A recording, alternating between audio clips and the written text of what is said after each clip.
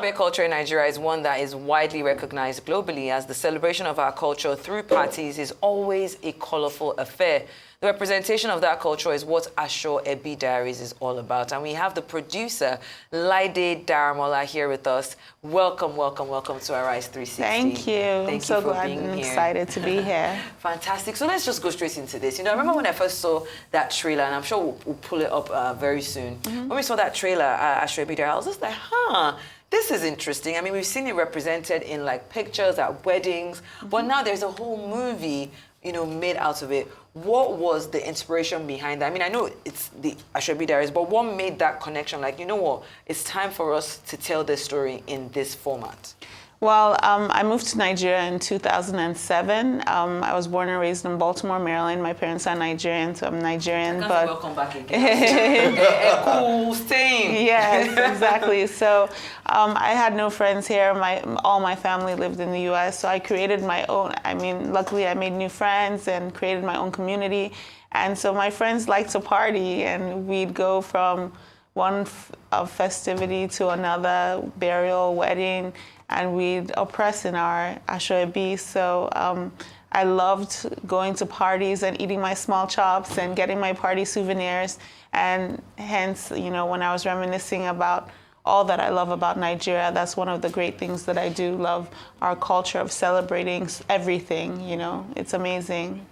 All right, so like, I mean, when you talk about Aso Ebi, of course, we'll talk about, you know, how expensive it can be. You understand? Yes, it can be. You know, before I rope it into the cost of you making this movie. Now, first of all, how many cultures did you represent in this movie? Like, I know Aso Ebi is not, I know it's a Yoruba word, but Aso Ebi, people use it like, limited to just Yoruba. exactly, it's not limited. People like use it, you know, around Nigeria. Yes. So how many cultures do you represent in this movie? Then what was the cost of making this movie? Because of course, parties are expensive in Nigeria. So you're now trying to translate it into a movie.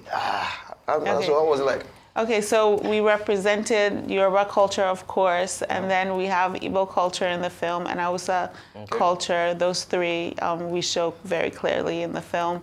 And in terms of budget, we spent a lot. I mean, it's my second cinema film. It's my 10th production, but second cinema film, and we spent about 250 million. So. Oh my God. 250 million? Naira. Naira, okay, Yes. I was about to say dollars. No. But I used to get 250 million, and if you now think about, let me say, what you're expecting in terms of, you know, after sales, you know, cinematic release, debut, and all that. What are you looking at? Like, if you want to, you know, try to, because I mean, these days, blockbuster movies in Nigeria, they make up to $1 billion, 500 million, So stuff like that. I'll tell you, in my private closet, praying, I've been telling God this is a $1 billion Naira film, you know, and it's going to be the biggest film of 2025. So that's what I expect.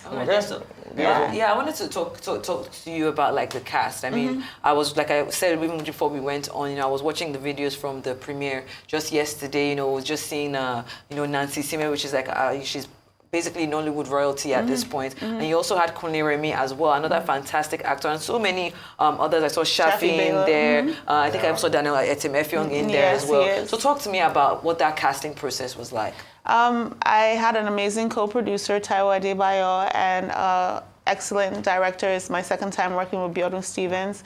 And so we took the time the three of us took the time to cast this thing ourselves. We just went through the script and, you know, pinpointed who we could visualize playing these roles, and that's how we went about it. We had a plan A, plan B, and we got all our plan A's. Okay, well, you know, I have a little. Is this Aso? Can it count for Aso Ebi? No, we're not all wearing it, so it doesn't we're count. like, you know, semi-formal, a bit semi-Aso Ebi formal. Okay, now talking about the Aso Ebi Diaries. First of all, let me go and ask you, what made you think about doing this movie? Did you have like any prior experience, maybe party experience that made you think about, you know what, I want to do something around like, you know, Nigerian parties? What was it for you?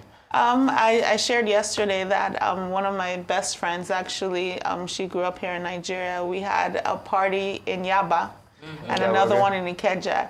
And so, of course, we got dressed from home, makeup done, gele perfect, went to Yaba, celebrated with our friend that was getting married there, and then we headed over to Ikeja, but we needed to change. So we jumped in the car, changed our dresses, tied each other's gele, and headed to Ikeja. I mean, moments like that is exactly what this film is filled with. The colorful life we have here in Nigeria and West Africa, the celebrations that bring us together, you know, help celebrating our friendships and our families. So I think that's what people will look forward to seeing, and it's so much humor in the film as well. I can imagine. Even just watching the trailer, I was already cracking up. But then the challenges that come from doing this kind of movie, I mean, 250 million in a music economy, that's a lot of money, you know, and that's just even the funding. I'm thinking about, like you said, the casting process, the production process, post-production as well. What would you say was maybe one of the most, maybe challenging, but I guess fulfilling moments from putting this movie together? I think the most challenging moment is that when we budgeted the film, we had budgeted in November, December, and then soon after into the new year, the dollar rate changed to over 2,000 something. And so things that we had thought we were going to buy in the market, like fabric, we costumed over 1,000 people, right? For our party scene. So things that we thought. Did you take the costume home? No, we have it. So you have all the Aso Ebi that was seen. So you took it back? Of course, no, of course not. I'll repurpose them for other for films. something else. Yeah. Interesting. Okay, you can open a boutique right now. The Aso Ebi. Go ahead. Yes. All right then. So I mean, just as we wrap up, you know, what do you want people to take away from this movie? You know, is this like, where is it showing? Just kind of like a call to action as we end this interview. I want people to know that Aso Ebi Diaries is about us, celebrating us, our people, our culture. It's our tradition. And my hope is that as people watch, they not only, you know, enjoy the humor, but they also walk away with a takeaway, the lessons. We talk about, you know, living beyond your means, you know, being mean in terms of collecting other people's asho when you know you're trying to downplay their side of the family and things like that. You know, so my hope is that people come out in their girl squads, their guy squads in Aso Ebi and hit the cinemas nationwide this Friday on March 18th.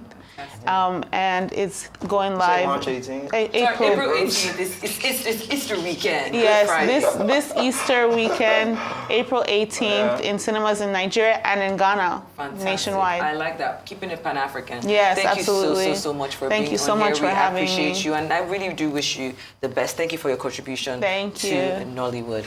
Well, today we have the new trailer for The Life of Chuck. Before I leave you to enjoy the trailer, I'll first say goodbye from all of us here in Lagos, as well as over in... still in Lagos. I was about to say Globally.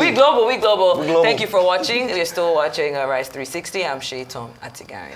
And I am Ikenna Onyekolo. It's been a pleasure hanging with you.